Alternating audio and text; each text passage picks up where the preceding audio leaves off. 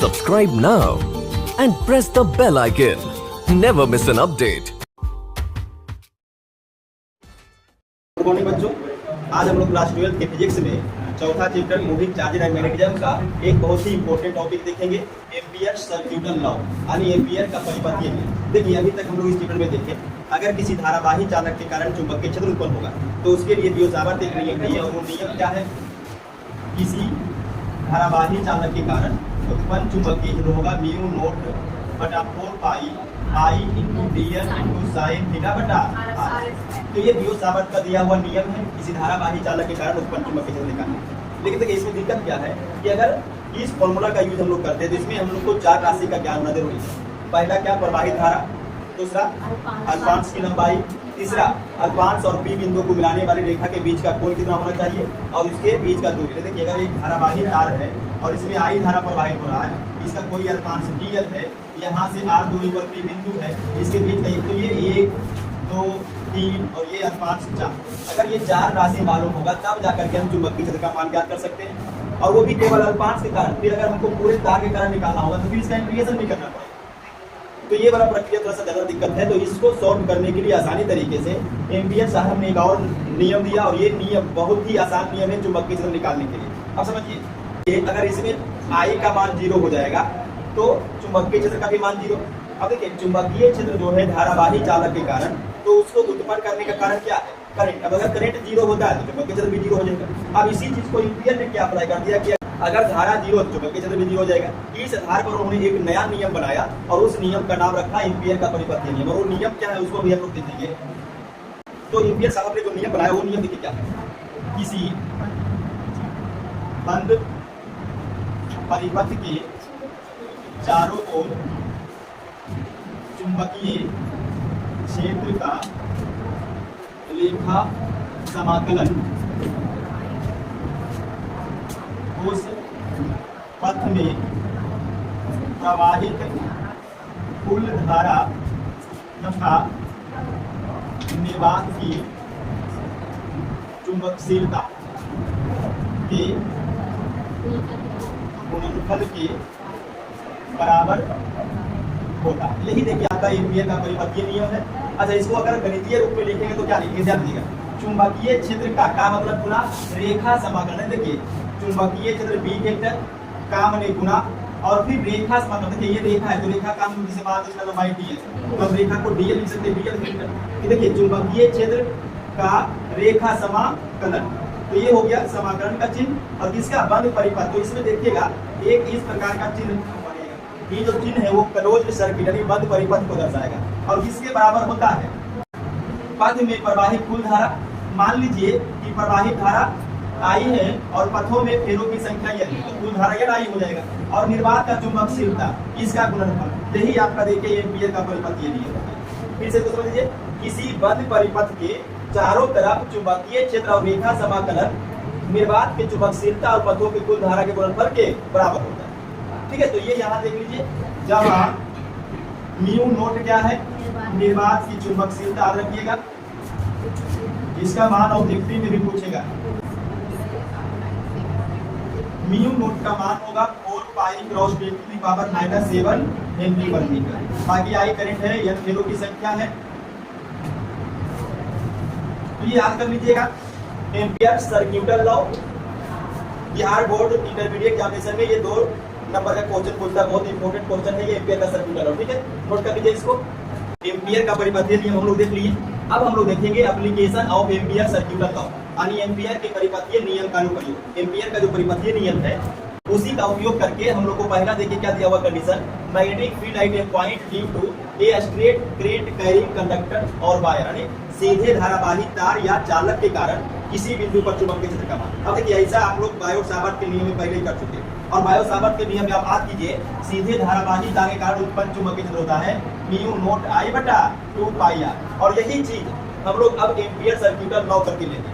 लेकिन अब दोनों नियम में देखिएगा कि जो ये नियम आप बियोट-सावर्त नियम लगा करके निकाले थे वो थोड़ा सा ज्यादा हार्ड होगा, और ये बदल के कितना आसानी से निकल जाता है। एम्पियर का परिपथीय नियम वो आपको सुविधा के लिए बना करके दिया गया है किसी भी कंडीशन के लिए चुंबकीय क्षेत्र निकालने के लिए। अब देखिए कितना आसानी से निकलता है, ध्यान दीजिएगा यहाँ पे। सीधे धारावाही तार के कारण हम लोग को चुंबकीय क्षेत्र की तीव्रता निकालना, ठीक है। मान लीजिए कि ये एक सीधा धारावाही तार है और इस तार में कितना करंट प्रवाहित हो रहा है, आई, और ये आई करंट जब प्रवाहित होगा तो ये चारों तरफ क्या बनाएगा, मैग्नेटिक फील्ड, और उसी मैग्नेटिक फील्ड का मान हम लोग को निकालना है। इसका नियम लगा करके, एम्पियर का परिपथीय नियम लगा करके। अब देखते हैं, मान लीजिए कि इस तार से यहाँ r दूरी पर P एक बिंदु है और इसी P बिंदु पर क्या निकालना है, चुंबकीय क्षेत्र का मान। ठीक है, इसका नियम लगाएंगे, एम्पियर का परिपथीय नियम। अब यहाँ पर दिशा बताइए तो किधर होगा दिशा, अंदर बाहर किधर होगा, दक्षिण हस्त नियम लगाइए, पता चलेगा किधर होगा चुंबकीय क्षेत्र दिशा, अंदर की ओर होगा। देखिए हाँ ठीक है, अंदर की ओर होगा, तो ये अंदर की ओर हो गया। अंदर की ओर के लिए क्रॉस का चिन्ह लगाइए।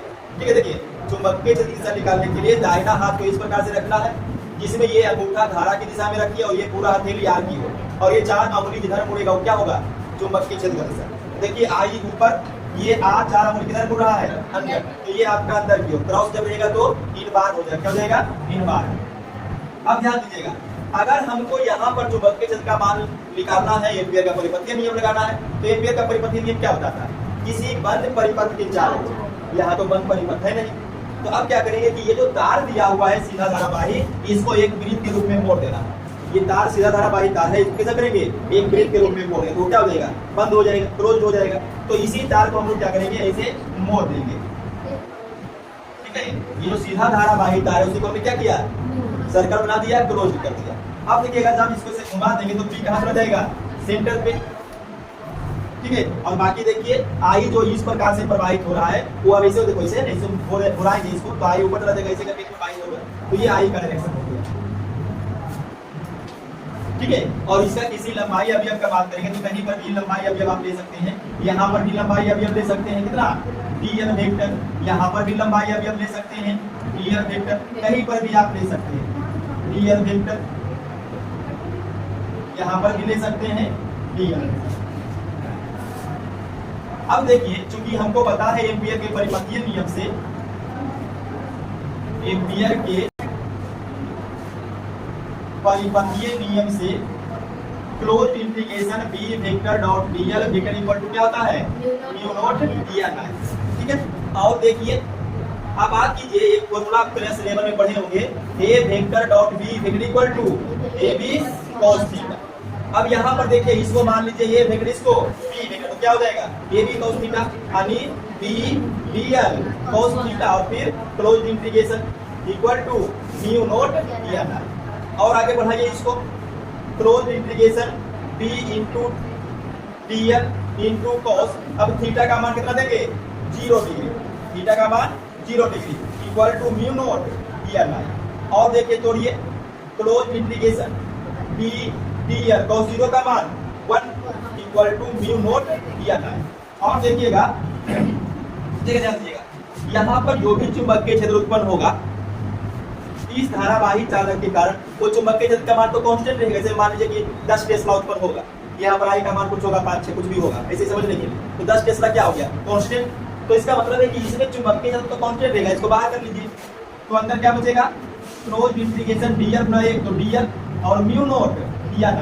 अब देखिएगा b इक्वल टू dl का integration dl equal to mu naught dl। अब यहाँ से देखिएगा हम लोग को निकालना क्या है, चुंबकीय क्षेत्र का मान, तो b equal to mu naught n I बटा l, इसीलिए b equal to mu naught n I बटा l क्या है, लंबाई।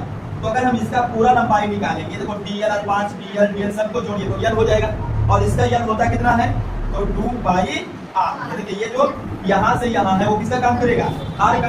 अब देखिए बियो-सावर्त के नियम से भी तो यही आया, और एम्पियर के सर्कुलर नियम से भी यही है, लेकिन आसान कौन सा है, ये है। लेकिन अब ध्यान दीजिएगा, ये देखिए आसान के चक्कर में आप यही एग्जाम में बना करके चले आइए, वहां पर साफ लिखा हुआ रहेगा क्वेश्चन, एम्पियर का परिपथीय नियम लिखे, एम्पियर के परिपथीय नियम का अनुप्रयोग कर सीधे धारावाही तार के कारण चुंबकीय क्षेत्र का तीव्रता क्या है, तब आप ऐसे बनाइएगा। लेकिन लिखा हुआ है बायो-सावर्त का नियम का अनुप्रयोग करके सीधे धारावाही तार के कारण चुंबकीय क्षेत्र का तीव्रता निकाले, तब फिर आपको उस विधि से बनाना पड़ेगा। तो जिस विधि का पूछेगा उसी का लिखना है। ठीक है, ये देखिएगा कि ये आसान है, बस बना के लिख जाइए, गलत हो जाएगा। किसका पूछेगा, क्वेश्चन क्या है, बियो-सावर्त के अनुप्रयोग करके सीधे धारावाही तार के कारण चुंबकीय क्षेत्र का तीव्रता निकाले, तो आपको वो वाला निकालना पड़ेगा। किसका, बियो-सावर्त का पहला एप्लीकेशन। और अगर एम्पियर का है तो फिर इसको निकालिए।